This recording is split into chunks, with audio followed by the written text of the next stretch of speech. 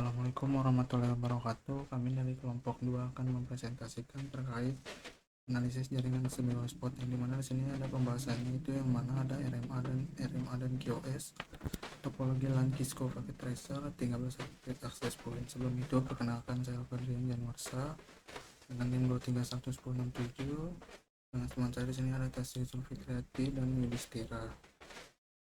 Jadi di sini ada agenda pembahasan. Jadi di sini ada 6 poin utama yang kita akan bahas, yaitu yang pertama itu adalah latar belakang dari permasalahan, kedua ada topologi LAN dan Cisco paket tracer, yang ketiga konfigurasi perangkat Cisco, yang keempat analisis QoS per access point, yang kelima ada RMA, metodologi dan perbandingan, selanjutnya yang keenam itu ada kesimpulan dan rekomendasi.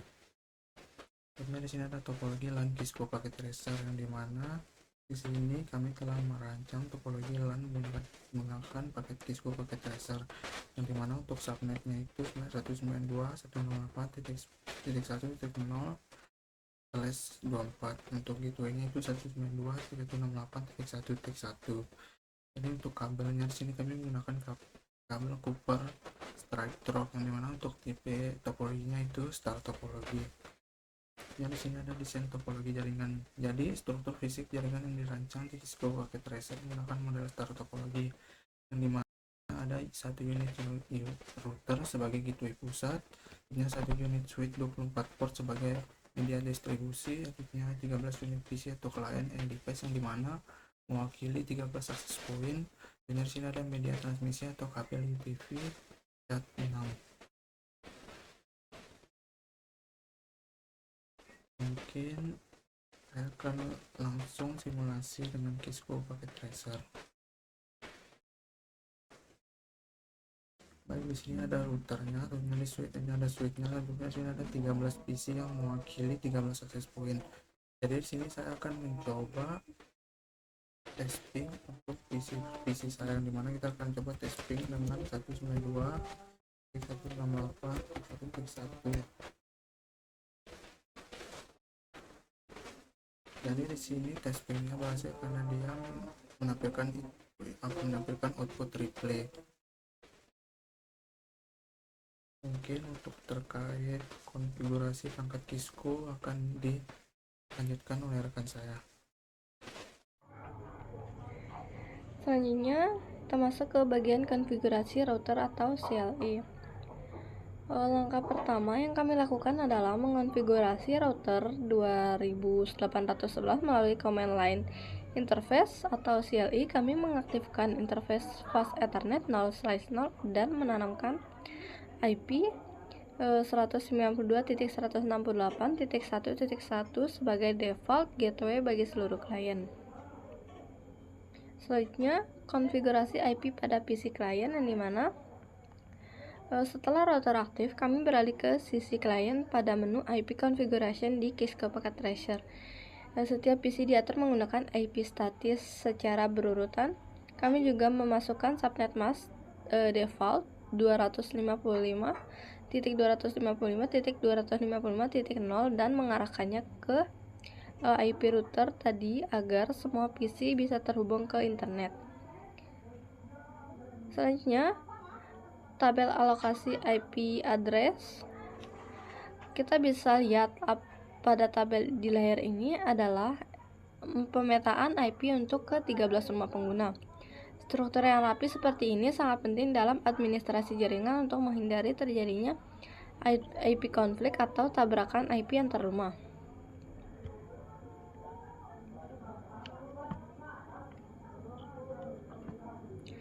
Selanjutnya, bukti koneksi dan uji ping, yang mana untuk membuktikan bahwa konfigurasi kami berhasil, kami melakukan uji ping dari PC saya menuju gateway. Hasilnya sukses rate mencapai 100% dengan rata-rata waktu respon atau delay hanya 11 milidetik. Ini membuktikan bahwa koneksi fisik antara perangkat sudah berjalan sempurna.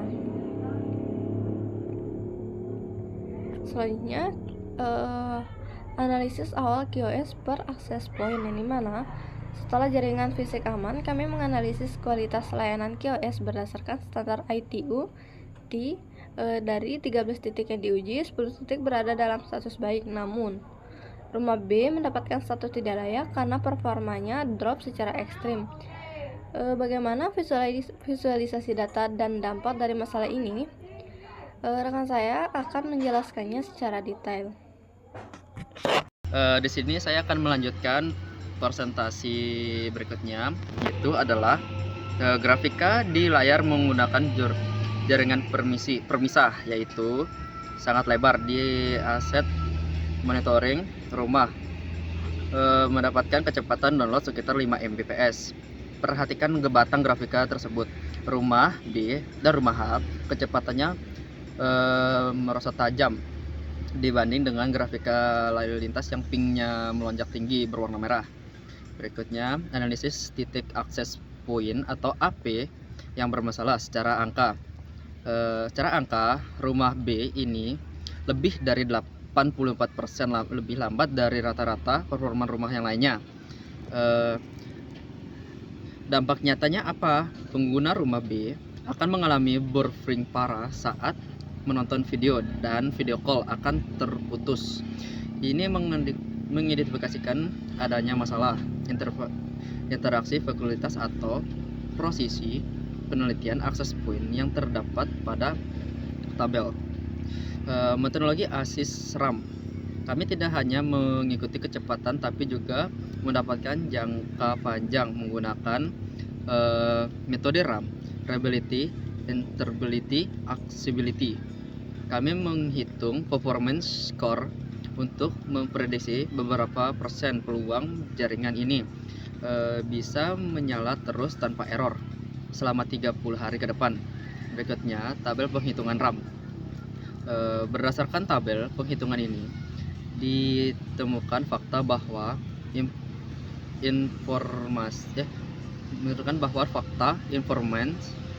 berfungsi luas dengan kecepatan rumah dengan QoS baik memiliki nilai MTBF waktu antar pengguna yang terbilang sangat tinggi. Sebaiknya rumah B menciptakan angka reliabilitas yang sangat tinggi, yang sangat krisis, yaitu hanya 0,5%.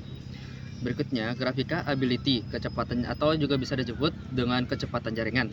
Jika definisikan dengan grafika, ketentuan rumah memimpin dengan persentase 98%, yang diantaranya sangat stabil, sementara rumah B berada di ping bawah dengan 86,2%. Angka 86% untuk sebuah jaringan itu buruk karena berfungsi dalam sebuah rumah tersebut bisa mengalami mati total atau down selama beberapa hari. Berikutnya, kesimpulan atau rekomendasi. Sebagai kesimpulan, kami telah menggunakan performa yang lebih baik. Hingga rekomendasi utama dari kelompok kami adalah pertama, lakukan reputasi fisik access point di rumah B dan rumah H. Kedua, tampilkan QoS bandwidth limit di router pusat agar setiap rumah dikunci di kecepatan minimal 4 Mbps secara adil. Dan ketiga, lakukan monitoring berkala. Demikian presentasi dari kelompok kami. Assalamualaikum warahmatullahi wabarakatuh.